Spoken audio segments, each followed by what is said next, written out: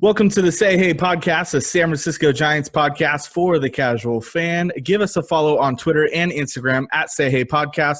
Follow me on Twitter at Say Hey Doug and Robbie on Twitter at Say Hey Rob. Just a heads up, we are still waiting for approval from Apple Podcasts and Spotify to get our podcast out there. So make sure you're subscribed on YouTube.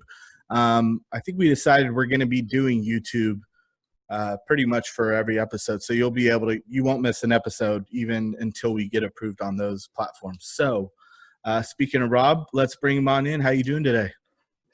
Doing pretty good. Just recovering from a pretty long weekend.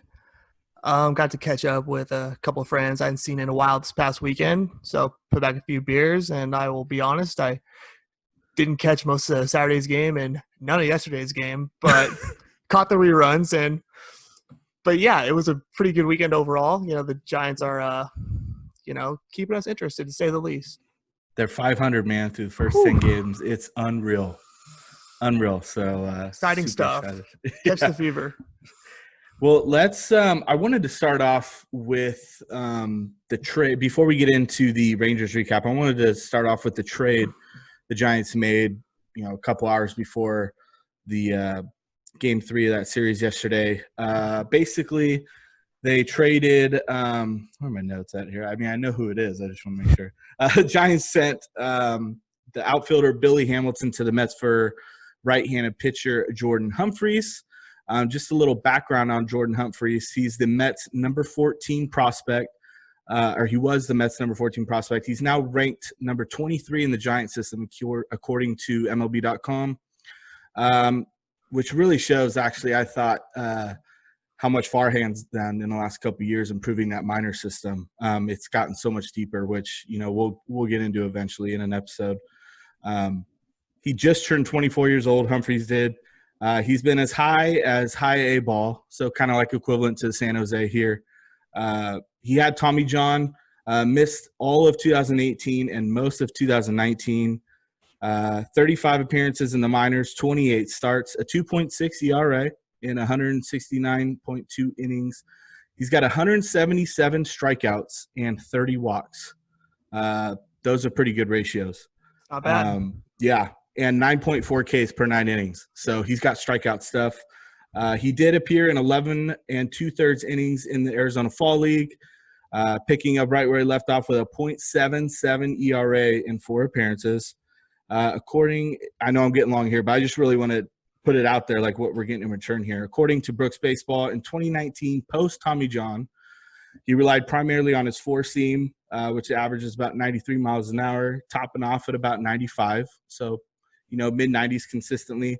His slider is around 86 miles an hour, and he has a changeup that he throws in the mid to high 80s as well. From the research I did, it's looking like his slider is his best pitch, and he just kind of learned how to throw it. It's from what I gathered, gets a lot of ground outs with it. So, I really, looking at this, I really thought this was kind of a one-sided trade because the Giants aren't using Billy Hamilton anyways. Was he just sitting there in Sacramento or part of that taxi squad that we'll get to eventually? But I don't know. Pretty much. But, the Billy Hamilton era is over.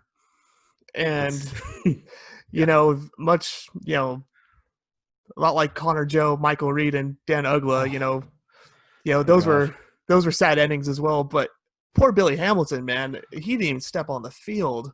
No. And I think a lot of us were, a little excited to get a little speed onto the roster. But then when it became clear once again that he was not going to be playing baseball, or at least effective baseball for anybody in the near future, I mean, for the Mets, at best, he could be one of them pinch runners and with the new guy at second base next inning role. I mean, other than that, I mean, what can he do? He's a guy with speed who can't get on base, and for the Giants to get literally anybody with any kind of upside, I mean, that's a win for a team in a serious rebuild like we're looking at right now. Let alone an arm. I believe anytime you can get an arm in return, because I feel like they're not really wild cards per se, but they're high risk, high reward. especially when you're giving up Hamilton. It's good. But I also looked up too, according to Kevin Cunningham, he kind of runs the Giants futures Twitter. And actually, I would like to have him on probably in like the off season. I think he'd be a great guy to bring on top prospects and stuff like that. This is quote from his article. He says, the Mets had a need for a center fielder when their backup center fielder, Jake Marisnick, was put on the IL with a hamstring injury. The starting center fielder is Brandon Nimmo, but he is not an elite center fielder defensively and like to replace him late in games. Add on yesterday's circus with Cespedes opting out. They needed outfield depth. So we could see Billy Hamilton up with the Mets in the next couple of days possibly. So, yeah, I wouldn't go as far as to say that Billy Hamilton, I mean, he's an elite fielder. Like, he's got some range out there, but, I mean, he doesn't have much of an arm. He never has. No. His strengths at this point in his career are limited. He covers ground. He does. It's about it. I mean, I believe is he 30 now? 31? Like, he's up there. He feels like he's been around for longer than you would think, right? Yeah. Oh, because I remember being younger when he was first coming up, and he was highly all the touted. hype, like I mentioned last episode, my Uncle Rick, who's a fat Reds fan, he was all about Billy Hamilton, always coming up. And then I saw him play in the minors. I'm like, holy smokes. But, it's kind of like, like in Major League, when William Mays Hayes is hitting the cage for the first time and he keeps popping up. And that was kind of like Billy Hamilton, Yeah, he never really developed an offensive game. And I think that's because I remember when he came up, it was more like, hey, if this dude can ever just find a way to get on base consistently, he's going to be a nightmare. And he never did.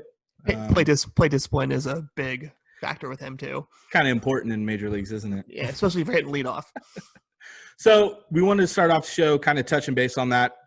I think it's unanimous, especially between us two. Good trade for the Giants. Yeah, great trade. Any prospect at all at this point is good. Yeah, can't complain. So let's move on to the Giants and Rangers recap. 3-game series. Giants went 2-1. Friday, Giants got them 9-2. Saturday, they won 7-3, and then yesterday lost 9-5. Entertaining series for sure. For sure. I was unable to watch game 1 on Friday. So, I have the numbers here in front of me, but kind of want Robbie just to take this one because he actually watched it and give his perspective. So, game 1, 9-2 Giants, go. Yeah, sure. Logan Webb looked good once again. He looked good down there in Los Angeles as well. I believe he only threw 4 1/3 or 4 2/3, and strikeout stuff was good. The swing and miss stuff was good. The only concerning part was that he walked 4 guys, and on most days when the Rangers are right, that's not a good recipe because they have some sluggers in that lineup, but they pretty much stayed cold for the most part this past weekend. So, but the bullpen, that was the big one for me. 5 1/3 shutout innings. Menez, Sean Anderson, Wandy Peralta, who's been incredible, Tony Watson, and Sam Selman, who they just called up from the aforementioned taxi squad. Yeah, they 5 1/3 shutout against a lineup like that. That's nothing to sneeze at. And on the offensive side, we were talking about this. I believe we were texting about it. We didn't really talk about it on here last week, but the Giants seem to be hitting lefties very well. And they were going up against Mike Minor that night, and who had a great year last year, looked good in his first start against Colorado. And the Giants smacked him around a bit. Not early, but Wilmer Flores with that 3-run bomb in the 5th, that kind of opened the floodgates right there. Darren Ruff had 2 more hits, threw 3 more RBIs, a guy who's playing strictly against lefties. So that's good to see. And then, our new guy, Chadwick Tromp, who they just called up, and Maurice Dubon both had 2 hits in that game. For the young guys to get going like that, that's huge, especially Dubon in particular, because I felt like Dubon that first week was pressing a little bit. He was swinging at balls over his head like we used to do in wiffle ball and stuff. And, he looked pretty antsy out there, and a couple bad throws playing shortstop that night because Crawford sat. But he finally got a couple hits, so I'm really hoping that settles him down a little bit moving forward. Yeah, obviously Flores had the big fly. That was big. But, you brought up Ruff, Trump, and Dubon, and the crazy thing too is if you're not looking at the box score or you did not watch the game like I did on this particular night, they were the 7, 8, and 9 hitters that night. And like you said, Ruff 2 for 3, Trump 2 for 4, Dubon 2 for 3, and you singled out Dubon. I've been a Dubon fan ever since we traded Pomeranz for him last season, and like you mentioned, slow start. But it looks like maybe he's starting to settle in a little bit, which is good because I really do think he can be an everyday middle infielder. You know, he doesn't need to hit freaking 325. Go hit 270, pop out a couple here and there. Good situational hitter and just improve mentally on defense. I feel like he still needs more experience in the infield. So yeah, definitely. But yeah, it looks like Friday night was a good night overall. Yeah, and again, Ruff's been around a long time, so he's not really part of the future plans. But guys like Trump and Dubon, I mean, those are the guys that we're looking at right now. And Trump doesn't have the hype that Dubon has, obviously. And Dubon said it himself, when he's coming in there and playing for a guy who's been around so long like Brandon Crawford, he's he gives them butterflies a little bit. He talked about it in spring training. Those are some big shoes to fill when he's not in there, especially on defense. So, yeah, the fact that he's been a little antsy, that doesn't surprise me. But guy's young. He'll come around, I think. He has a good mind out there, I think. Yeah, and it's a great point with Crawford because you and I are – if you're new to following us on Twitter, Rob and I are very critical of guys that have been around for a long time, and one of those is Brandon Crawford. Overall, what he's done in the last, I think this is his 10th season. He came up in 11, right? Grateful for what he's done. But again, a guy that's a few years over his prime. Tired of seeing him at the plate. His glove's still good. It's not as great as it was. No.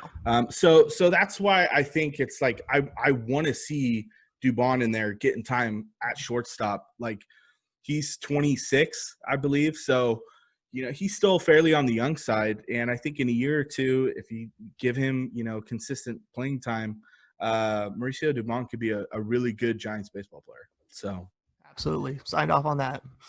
Yeah. So game 2, 7-3 Giants. This one was interesting. I think the main thing that stuck out to me was Drew Smyly looked really good. All that box score.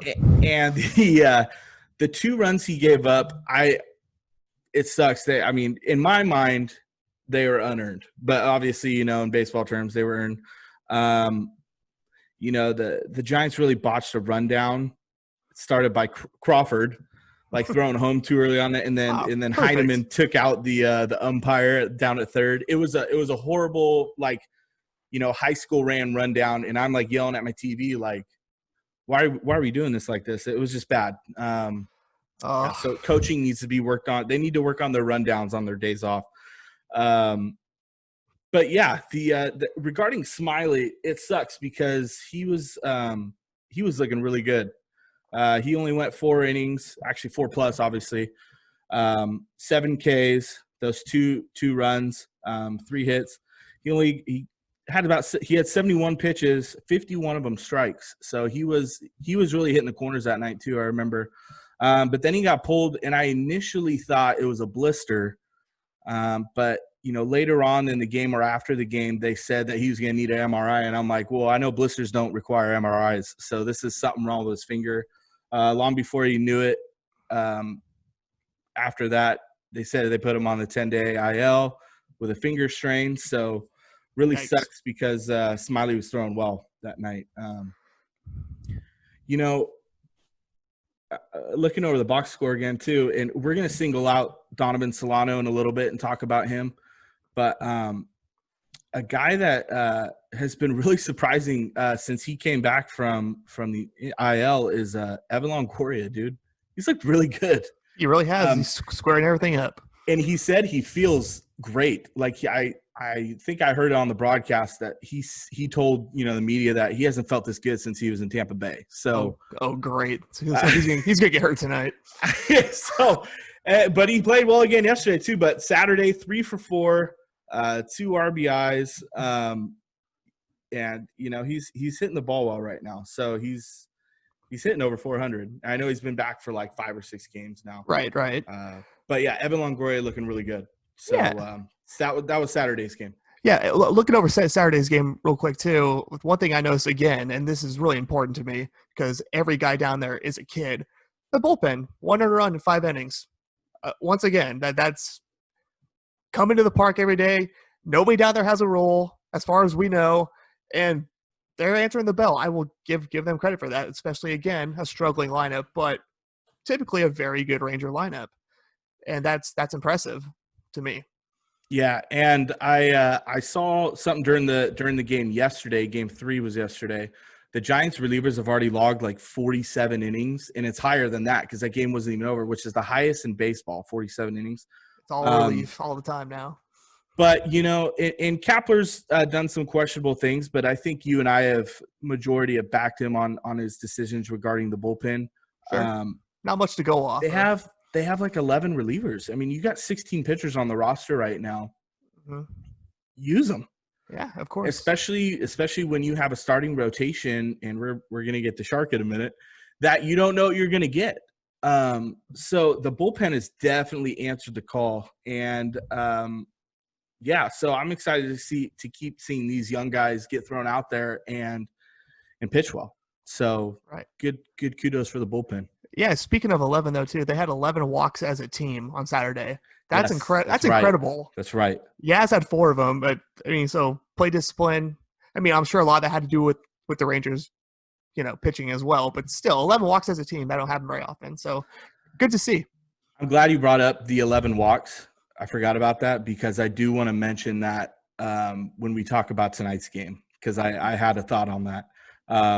So if you're good with game 2, we can move on to game 3. Game 3.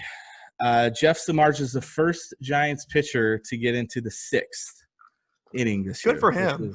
Woo! Yeah, that's about it. Because, again, he struggled. I'm assuming he was left in longer to give the pen as much rest as possible because, obviously, they're being used a lot right now. Friday and Saturday, 5 innings both. But I noticed, and this is a guy that's usually he's been around 11 years now, I think, or he's been around a long time. Long time. Yeah. Samardzija is usually still able to throw, at least last year, 92, 95 consistently. Mm-hmm. Dude, he was topping off at like 89, 90 yesterday. And he just had no velo whatsoever. And then I guess after the game, he said he has a blister on one of his throwing finger that's been, I'm guessing his index, that's been preventing him from throwing his splitter. So he's had to, tone that back and throw a regular changeup, which, I mean, physically, I get that. Sure. But, I don't know. I'm kind of over Samardzija. Have been for a little bit. He threw okay last year. He had a decent year last year, but I do know this is his contract year. So I'm excited for him to be gone. Yeah, 9.31 ERA in 2 outings. So, and that's from one of the staples in the rotation. So, Staples. Yeah, it's not good. And I also saw that Andrew Triggs got in there finally, and didn't go so well, huh? It was weird because he got put in a really tough situation, which was unfortunate for him. Because let me get over here. I was trying to remember who pitched right in front of him. Well, obviously it was Samardzija. I think he came in for Samardzija. But yeah, so Trix came in and he walked like 3 dudes in a row or something like that and loaded the bases. And then Tyler Anderson came in and gave up those runs, which belonged to Triggs. So not a great debut for Andrew Triggs. Triggs. So, and actually, I did see earlier he already got sent down to Sacramento, so he'll be at the the satellite training facility or whatever they're calling it. So great, yeah. I just looking at it, 3 earned runs, 3 walks, but hey, he gave up no hits. Silver lining. I mean, and his family might be listening, so we won't mention his current ERA in gotta have his back on that, especially since he's already been sent down. Nothing more needs to be said. At least he got an out. So his ERA, it looks like it's 81. That's better than what Otani's was after his start. Oh, come on, man. We're not supposed to talk about that. His family might be listening. Sorry. But yeah, and hitting yesterday, Solano 2 for 2 again, dude. I mean, he's incredible right now, and I'll kind of transition to him in a minute. Longoria had another hit yesterday, and it was a homer, bomb to left. Yeah. But yeah, Solano. So real quick, Rangers series 2 out of 3. I think especially in a 60-game sprint, it's cliche, but just win series. And sure. They're finding ways. And right now they're riding the bullpen and the offense, though, because the offense has been – I think I tweeted it out the other day, including yesterday. They got 5 runs again. That's like 6 games in a row where they've scored at least 5 runs. Yeah, and really, the power right now that's coming out of the lineup is surprising. I mean, in a loss, but, Chadwick Trump goes yard. That's some unexpected source of power right there. Hey, and I want to ask you something real quick. Totally off the schedule. Great. Is Oracle Park becoming a hitter-friendly yard? Not yet. Not yet? Not yet.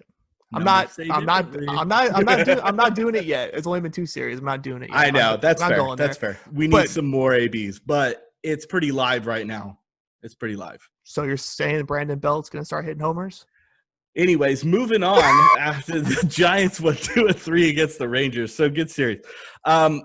Yeah, dude, let's talk about Donovan Solano real quick. He's been really good. He's, I wanted to get your thoughts on like kind of what he's meant to the offense. And we talked about Yaz coming along in his late 20s in the last episode. Solano's 32. But a lot of players can kind of figure things out once they hit 30. You get over 1,000 ABs, and which sounds like a lot, but it's not. You start to figure out pitching. And I was looking at his spray chart too. Like he's spreading it all over the field, man. It's not like he's pulling everything, so you can't really plan for him defensively, which is good. So also I noticed too, nobody's talking about this. I think in the last couple games, like he's made some plays in the field because his glove was a question at first while he was hitting. Like he's coming along defensively right now too over at second base. He's looked good. Right. But I still like to see him DH too on days that, just get Hunter Pence away from Oracle Park as far as possible. I was going to say Hunter Pence ain't doing it for you. What are you talking about? But real quick, here's a cool thing. Solano, 15 hits right now, leads the majors. 13 RBIs right now, leads the majors. 484 batting average, leads the majors. And a 500 on-base percentage, which is tied for the major league lead. That's incredible, dude. And I know it's only 9 games, but still, who the hell's Donovan Solano? Like you were saying, he's at the point in his career where he's, 32 now. I think when you're still in the league at that point, you kind of know who you are. And the fact that you're still there, somebody's going to want your services all the time, as long as you convince them that you're healthy and you can still go. So I think he's at the point now where he's probably taking the pressure off him a little bit. The Giants brought him in last year on that minor league deal, I believe, and they brought him back again under a new regime, under Kapler and all these other guys. So I'm willing to bet you, he probably feels comfortable there. And the fact that they're not platooning him, because that's what Kapler and Farhan and Scott Harris want to do. Mm-hmm. The fact that they're giving him all this rope to play every day, he's probably starting to feel himself a little bit. So, and yeah, like you said, in the field, he's average at best. And I think that's part of the reason why he jumped around for a long time, because we've seen him at short, third, second. And yeah, the DH coming along now might prolong his career, a couple years. So yeah, I really just think it's just a matter of the pressure being off him, when you're 32 and still in the league, somebody's believing in you. I was, it's gotten to the point where, and also too, it was funny because I posted something on our Instagram the other night, and he was the first dude to like it. When I Shows you posted where his that head's at. he was well, I know. It's like I posted that he was leading the majors in RBIs, and he liked it within like 5 minutes of me posted it, and I'm like, that's pretty cool, man. Like this guy just jumps on his phone right after the game. He's probably liking this. And goes tap tap right on this, Say Hey Podcast Instagram post. But going back to Donnie Barrels. Donnie Barrels. I saw that several times this weekend. I saw when I saw the lineup yesterday, I saw Hunter Pence hitting cleanup and Solano hitting 6. And I'm not saying Solano belongs in the 4-hole, but it's like, why is Pence hitting anywhere above Donovan Solano right now? You ride the hot hand. This dude should be hitting 2, 3, or 5 right now, in my opinion, in this lineup. Agreed. So, and that's along with Yastrzemski hitting 1, 2, or 3, and Dickerson up there too, because Dickerson's bat's looking decent right now. It's coming around. Right. So I don't understand. I don't understand if it's Kapler or anybody else saying, hey, man, we need to have Hunter Pence hit no later than leading off the second inning. So. It's possible that they're trying to maybe showcase him a little bit and get a prospect out of him. I don't know. I'm trying to, spitball on here because I really don't get it. Send him back to the Rangers. And I don't know. I don't want to write him too badly here, but I feel like once baseball decided that there weren't going to be any fans in the stands, what the hell's the point of having Hunter Pence there if there's no fans? I mean, right when they announced that, it's just like, hey, bud, we gotta let you know. Thank you for your previous Never service, mind. So. Thanks, but no thanks. Yeah. But anyways, to sum it up, Donovan Solano, stay hot, my friend. Especially leading into what we're going to talk about next, going into Coors Field. The Rockies, the Colorado Rockies, number 4 on Rob's power rankings. So, I thought that was mascots. Rockies have the number 4 best mascot. What's his name again? Dinger. Right? Yeah, he's the man. Yeah. Well, they hit a lot of dingers there. Yes. But anyways, speaking of the Colorado Rockies, they're playing really good baseball right now. 6-2. Like I said, number 4 in Robbie's power rankings the last few days. Could be moving up in our next ranking. They've had some hitting, which is what they're known for, obviously, especially there. But, dude, their pitching's been pretty good thus far. Right. And outside of Trevor Story, who's been really good so far, like Arenado hasn't done much yet. He hasn't hit a home run. David Dahl, I had their numbers up. I'll bring them up in a second. But back to I know you know a little bit more about their pitching than I do, so I'll let you talk about that. Their starting rotation ERA right now, 2. Well, 2. Last Friday night when I was around the TV, around my computer, doing all things baseball, I was watching their game a little bit against the Padres, and tomorrow's starter, John Gray, who's been there a long time now. I think he's gotten used to pitching at Coors Field quite a bit, and he's always had a ton of talent, always had good stuff. But he pitched very well the other night against the Padres, and I believe it was 6-5 in the top of the ninth, 2 outs, nobody on. Our boy Wade Davis out there and threw a grapefruit to Fernando Tatis Jr. and tied the game, and the Padres went on to win that. The Padres went on to win that game, and I knew right there it was because I put them at number 4 in my power rankings. And Wade Davis heard me, got a little full of himself, and now he's on the IL. And now he's on the IL, so yeah, shit's going the other way now. But that was Friday though, and then they ended up winning Saturday and Sunday. So I mean, they're 6-2 right now. Oh, did they win Saturday? They won. Okay. I'm 99% sure they won Saturday. I know they won yesterday. They are, Saturday they won 5-2, and then yesterday 6-2. So that very well could have been a sweep. Yeah, I mean the Rockies are good. They are good. The National League West right now is a pretty good division because the Padres are playing well too overall. So yes, they are.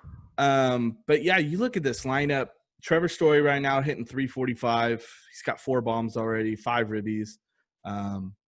You brought up David Dahl the other day. I like him too. Charlie Blackmon, Mr. Consistent. Dude hits over 300 every year. I think eventually Blackman's going to end up hitting leadoff again. I think they're going with David Dahl right now, but I mean, Blackman has been a career 310 hitter hitting in the leadoff spot. Just over 300. I don't think you need to mess with that, but they're going to do what they're going to do right now. But that lineup's going to get going. We know it, especially in that ballpark.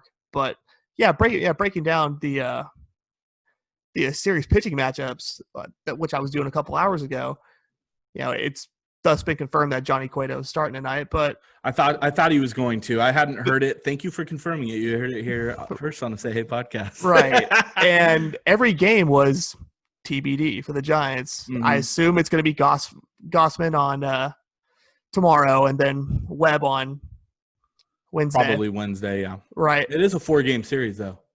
You're right. It is. I wonder who they'll throw Thursday. That probably would have been Smiley. That's the big question. I'm going to throw out Tyler Anderson. I'm just going to guess. I'm going to up you and throw out Sean Anderson. I think Sean Anderson starts Thursday. Even though I think they want him in the back end of the bullpen, but he can start. I think it's Sean Anderson. So that's my thought. They also recalled Andrew Suarez today. So that's true. That is true. I hope not. But it could be foreshadowing that maybe he could make a spot start in the next couple of days. Yeah, it could be, but we'll see. It's always fun in Colorado. So and back to their lineup real quick too. Holy 2015. Daniel Murphy's hitting really well right now. Daniel Murphy always hits. No matter what. He's just a hitter, especially in that ballpark. No matter what. No, he always hits. He plays every position, and that's why he's played for so many teams. But the guy, if he's out there, he's going to hit. Yeah, and I say 2015 because remember against the Cubs, didn't he hit a home run in like 5 straight games in the NLCS or whatever that year? Just incredible. He's doing what Judge is doing right now. But tonight, fair comparison right there. Right. But tonight, Chichi Gonzalez making his season debut for the Rockies. Hasn't pitched since last season. Last year, 14 appearances, 12 starts, 2-6, 5.29 ERA. And this is now I'm tying back into what you were talking about walks earlier. 46 strikeouts last year, but 33 walks. And combine that, I mean, obviously it's a different season. Maybe he's worked on stuff, he's fixed stuff, but sure. Giants have been patient at the plate. Like you said, Saturday, 11 walks. Yaz has been a walk machine, which, a walk's as good as a single. I mean, I'll take walks all day unless dudes are on and they can get an extra 90 feet. But just ask Brandon Bell. It's all about the walk. Oh, God. Anyways, be fine with being patient. Take your walks. Set it up for the guys that are hot right now, whether that is Yaz, Solano, freaking Longoria, stay hot, especially in this ballpark. That'd be nice to see him maybe go yard once or twice in a 4-game series in course. So Indeed. Who knows? Indeed. So, I feel like especially with Cueto tonight too, I guess since it's Cueto's third start, I feel like after tonight we can really take or have an assessment of him because he was pretty good in his first start. Last start, not so much. So maybe this is like that tie-breaking start where it's like, well, this is the Cueto we're going to see the rest of the year. So right. I have a feeling that this could be a very Coors-ish game, and it's like a 9-6. Yeah, so. And I've also, I'm weird sometimes because I bet on games, and the wind's blowing out at like 10 to 15 miles per hour tonight in Colorado. So you would look that up. If the wind's blowing out in Colorado. God damn it. What's the over-under in runs here tonight? 13.5. Holy cow, are you serious? That's not me. That's Vegas. That's Vegas. That is about average, though. If the wind's blowing out, man, they can push for 20. I know. So I just said 9-6, so I guess that's 15. I'll take the over. Let's go. Let's go with that. Excited to get that series going. And that's just the start of that 10-day – no days off, brutal road trip, which obviously we'll preview the other 2 series after this one, but Dodgers and Astros after this one. So real doozies. The Giants could be 5-15 real quick. I very doubt well they will could. be. Doubt they will be, but 7-13 is realistic. So We're working on being positive here. We really are. Hey, through 10 games, 5-5. Very happy right now. I would have said Very no happy. chance. I would have said no chance. I know. All right, so we're going to get to our last topic, and I know this one is very near and dear to Robbie's heart because he's been tweeting about it a lot recently. But it's the talk of the sports world right now. I think it's even right up there with all the live NBA games going on, and that is COVID-19 is taking its toll on some baseball teams. We've had the Orioles miss some games. Obviously, the Marlins are back tonight, right? And they haven't played in about a week. Tomorrow, I believe. Is it back to tomorrow? Okay. Tomorrow, yeah. Yeah, the Yankees missed some games against the Phillies. The Cardinals, Tigers were supposed to play, I think, tomorrow, Wednesday, Thursday, but one of them was a doubleheader, so there's 4 games. Right. Those got postponed. Right. Basically, I just want to get your thoughts. Like, first of all, how are they going to make this all work? And secondly, how much longer can this go on where it feels like it's not even a big deal to me anymore because I'm getting notifications and seeing this game's postponed, this series is postponed. Like, those have to add up, especially in a 60-game series. How much longer does this circus go on until Rob Manfred says, we're done? Out. Yeah. I really don't know.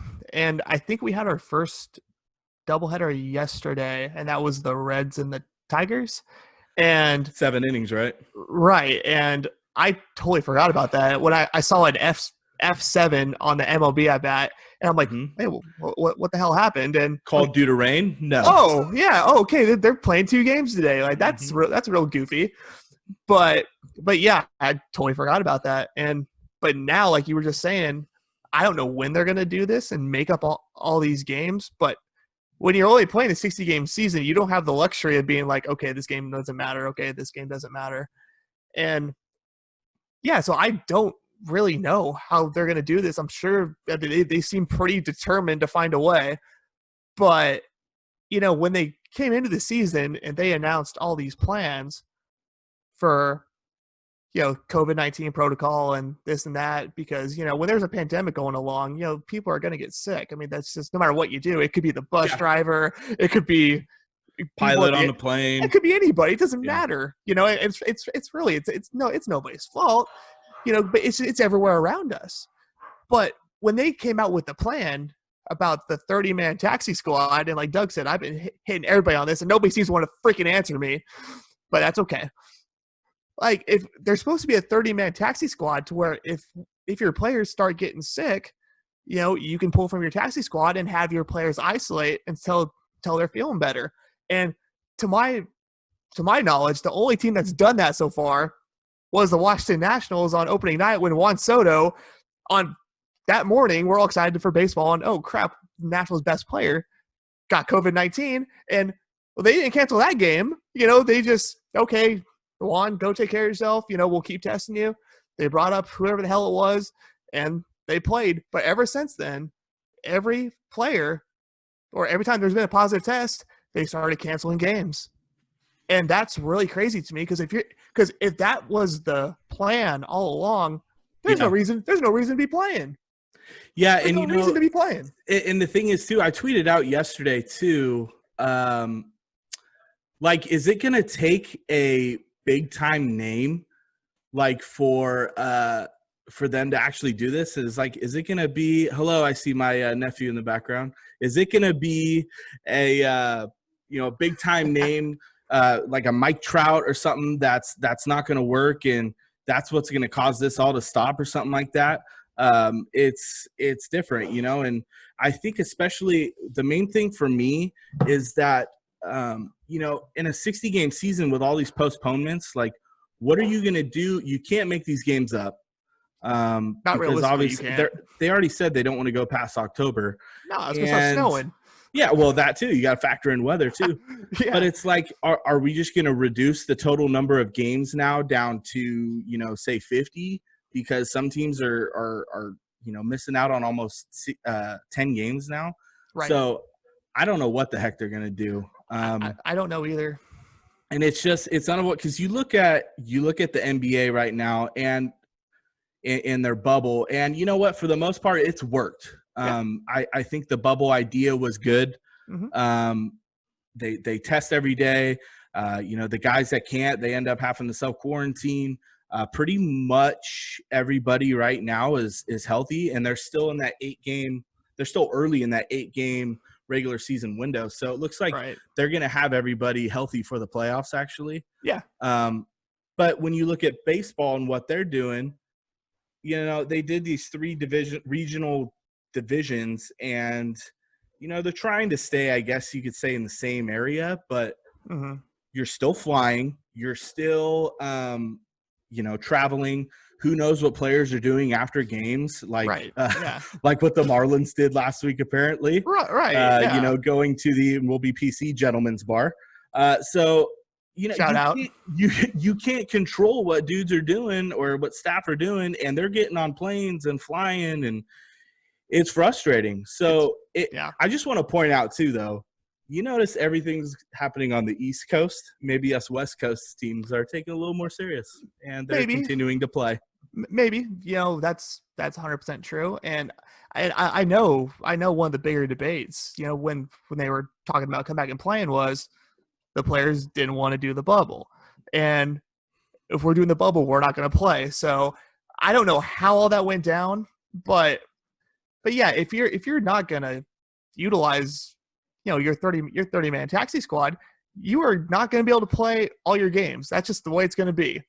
So until they start doing that, then I really don't know how much longer they can go. And I wanted to read kind of like the definition of the taxi squad, because not everybody knows it, to be honest, because I know it was revitalized for this season. Mm-hmm. I didn't even fully understand it. So, for the this is word for word from a website. I forgot what it was. I think it was MLB. It was an MLB.com website. It says, for the 2020 season, each team will get a 3-player taxi squad for road trips. This will help give the teams quick options should a player get injured or test positive for COVID-19. Mm-hmm. Those players are from the original 60-player pool implemented by each team. The main reason to have this squad is to avoid the situation of putting a player on a commercial flight when needed. The taxi squad must have at least 1 catcher. The other 2 players could be a pitcher or a position player or both. These guys will be working out with the team on the road, and the catcher will also be able to serve as the bullpen catcher. So, for example, the Giants are on the road. They have 3 additional players. 1's a catcher with them. So, God forbid they try to get to the ballpark today, someone tests positive. They have a guy ready to go. They wouldn't just cancel the game. Which is, here's my thing. When you have how many guys tested positive on the Cardinals? Was it like 5 or 6? It was like, I think it was 6 players and 7 coaches, or the other way around, something like that. So then your taxi squad becomes almost irrelevant because it's not enough guys. You got to extend it. So that's my next step here is, do you add more players to your taxi squad? The con of it is you're adding more guys. You increase chances of guys coming in and bringing in a virus if they have it. Well, yeah, sure.